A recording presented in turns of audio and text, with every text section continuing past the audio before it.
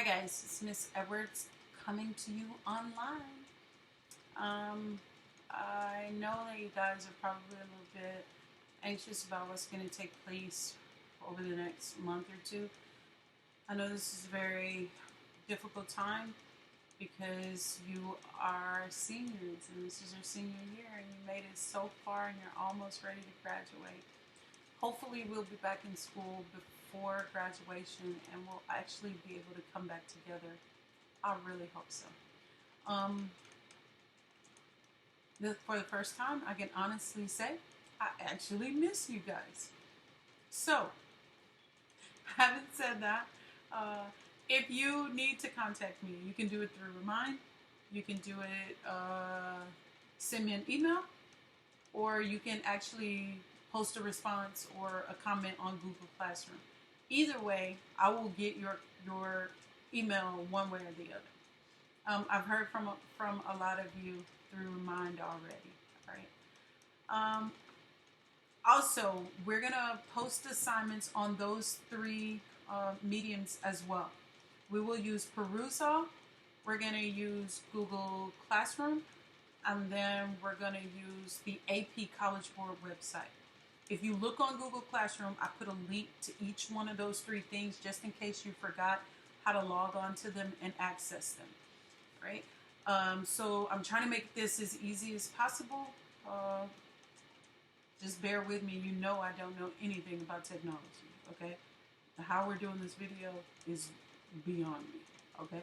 Hopefully, by the time we get back to school, I'm gonna be a technological genius. Right?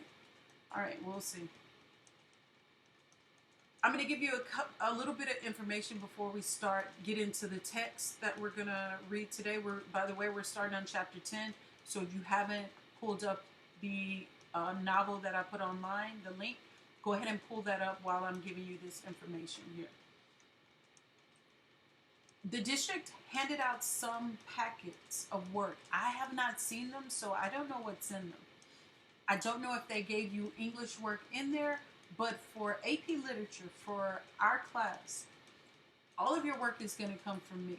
You guys know how I am about my class and my class work, so you don't need to do the portion that's for English if that's actually in that packet. All of the work that you will need for that class, I will give you.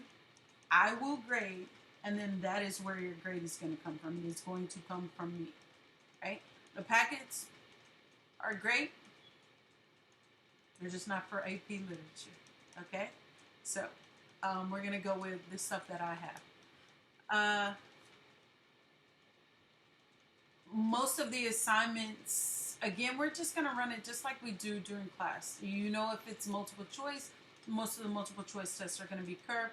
All the writing, you're going to write the essays the same way that we were writing in class. The only one that I haven't gone over you with was question 3, and we're going to work on question 3 online. It should be fairly easy though, because question 3 is over a novel. Once we finish this novel, we will go over what question 3 entails, and then we're going to go on and work on question 2 because I promised Caleb that we would. All right. All right. So getting into the text. Janie is at the end of chapter 9. She is so happy. And not like totally happy, but she's happy with her freedom. Kind of like Mrs. Mallard in The Story of an Hour. You know, she has that small little window where, you know, her husband has just passed away. She mourned him properly, gave him a great funeral or homegoing, right? And now she's just living it up. Even though there are men who are trying to marry her and, you know, they see that she's well off and she has the store and she has a little money. And so they're trying to court her or sort of push her into getting married. But she tells Phoebe Watson, the same Phoebe that we met in chapter 1, her bosom friend. That's the way Hurston refers to her. She tells Phoebe that she is enjoying her times being single. Doesn't need a man, not worried about a man, not thinking about it. All right? And so Phoebe tells her, though, shh, don't say that too loud. You don't want the men to hear you say that you're happy without them, right? And so Janie's like, I don't really care, right? I mourned Joe, and now I'm happy again, okay? And so we're going to start off chapter 10. I'm going to read chapter 10 to you because you know there are certain chapters that I just like. I read chapter 1 to you, chapter 7, and then 10 is my next chapter because I like this chapter. Okay? After we read 10 today, you're going to go and read 11 and 12 on your own. Then the next time I post a video, we should be on chapter 13, 14, and 15. Okay? Sounds like a plan, right? Right. All right. Chapter 10. One day, Hezekiah asked off from work to go off with the ball team. Janie told him not to hurry back. She could close up the store herself this once. He cautioned her about the catches on the windows and doors and swaggered off to Winter Park. Business was dull all day because numbers of people had gone to the game. She decided to close early because it was hardly worth the trouble of keeping open on an afternoon like this. She had set 6 o'clock as her limit. At 5:30, a tall man came into the place. Janie was leaning on the counter making aimless pencil marks on a piece of wrapping paper. She didn't know his name, but he looked familiar. Good evening, Miss Starks, he said with a sly grin, as if they had a good joke together. She was in favor of the story that was making him laugh before she even heard it. Good evening, she answered pleasantly. You got all the advantage because I don't know your name. People wouldn't know me like they would you. I guess standing in a store do make a person get to be known in the vicinity. Look like I seen you somewhere. Oh, I don't live no farther than Orlando. I'm easy.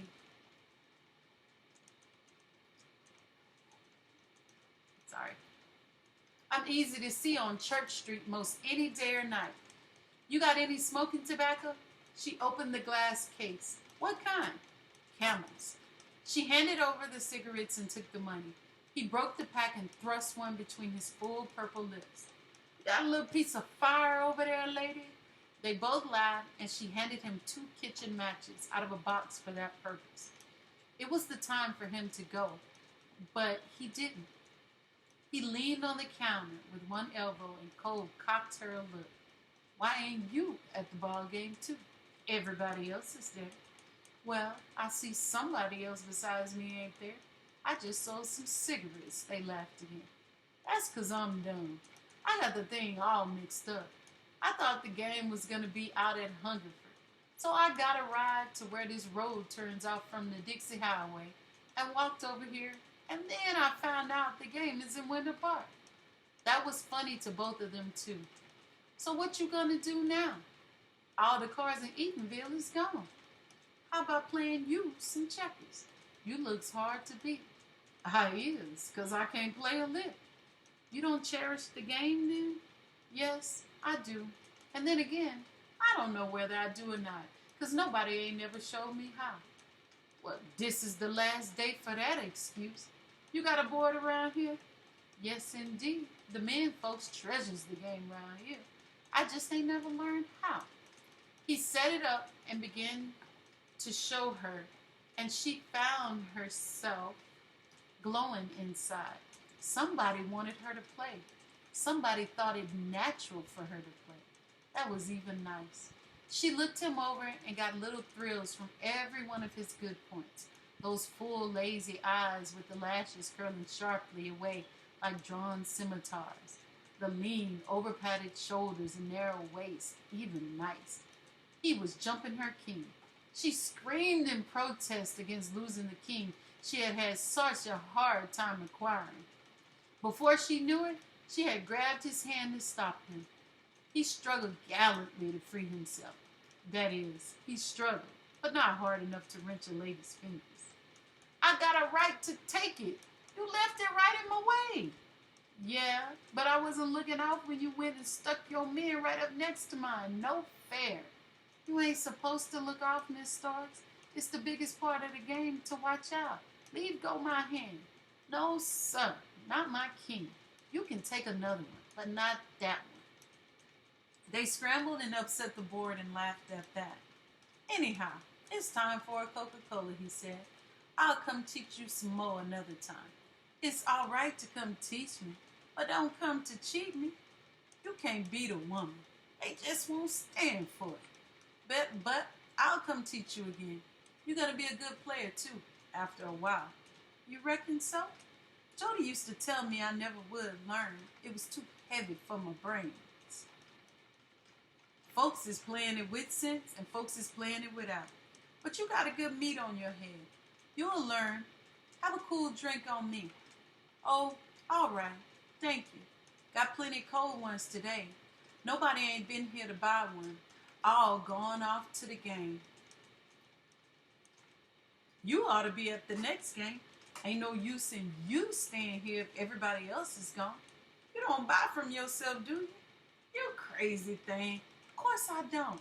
But I'm worried about you a little. How come? Afraid I ain't gonna pay for these drinks? Oh no. How you gonna get back home? Wait around here for a car? If none don't come, I got good shoe leather. It ain't but 7 miles no how. I could walk that in no time. Easy. If it was me, I'd wait on the train. 7 miles is kind of a long walk. It would be for you, because you ain't used to it. But I've seen women walk further than that. You could too if you had it to do. Maybe so. But I'll ride the train long as I got railroad fare. I don't need no pocket full of money to ride the train like a woman. When I takes a notion, I rides anyhow, money or no money. Now, ain't you something, Mr. You never did tell me what your name was. I sure didn't. Wasn't expecting for it to be needed. The name my mama give me is Virgil Woods. They calls me Tea Cake for short. Tea Cake? So you sweet as all that? She laughed and he gave her a little cut-eye look to get her meaning. I may be guilty. You better try me and see. She did something halfway between a laugh and a frown, and he set his hat on straight. I believe I done cut a hog. I guess I better catch air.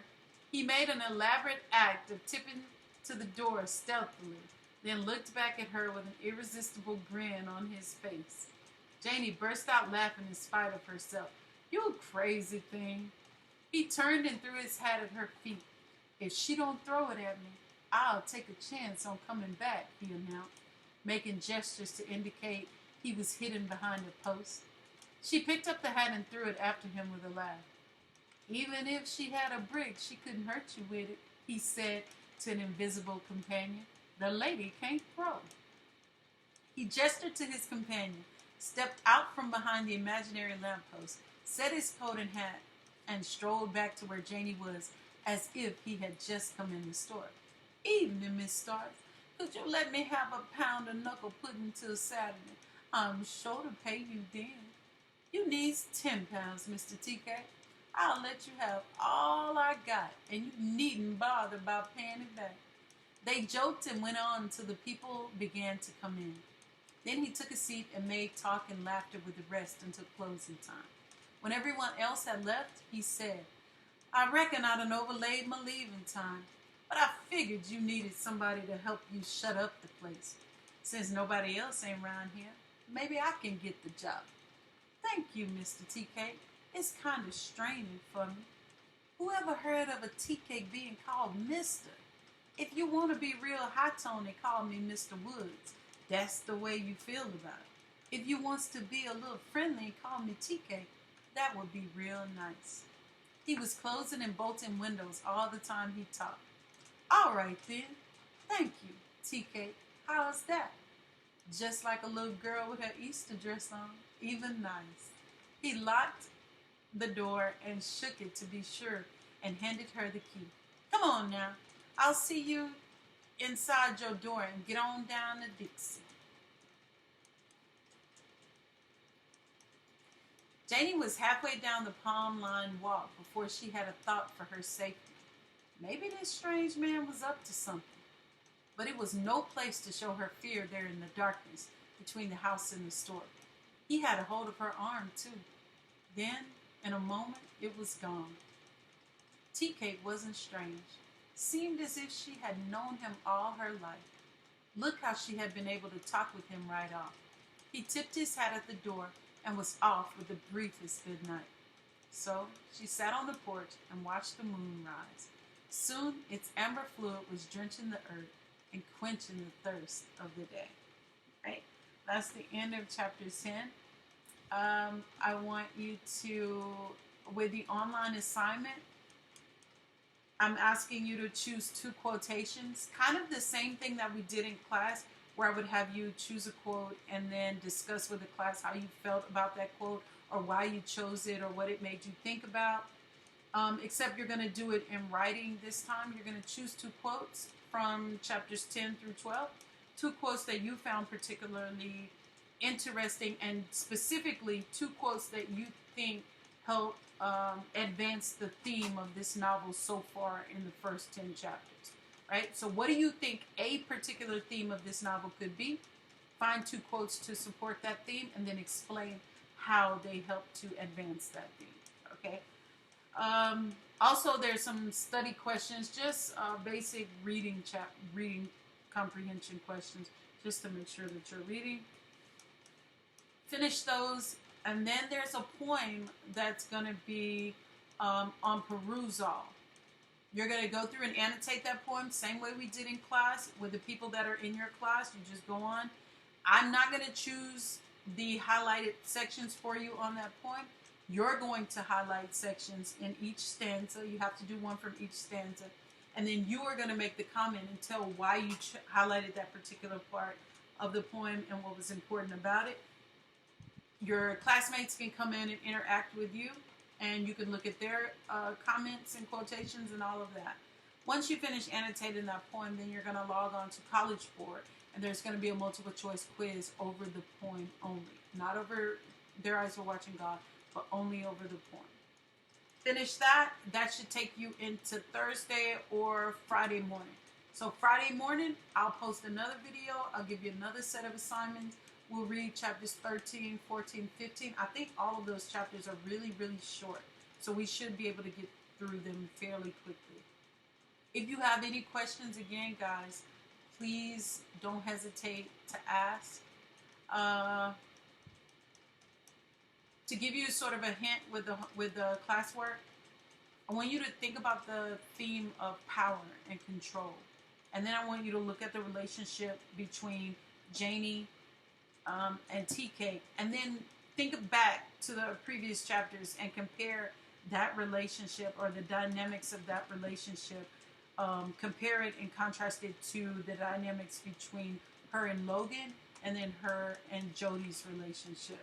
And you should be able to figure out a theme based off of your interpretation of those 3 things. Once you do that, fill in that paperwork and then turn it in, and then we'll go from there. Okay? Hope I didn't forget anything. I hope you guys are staying safe. I know it's going to be a trying time being at home all day with your parents or your siblings. Trust me, I have a 3-year-old. It's no fun. No fun. I had to wait till what time is it? 1:14 in the morning to do this video because I did it 10 times previously and he messed it up every time. Okay? So try and be considerate of each other, and we'll hopefully get through this together. All right. Edward's out. Peace.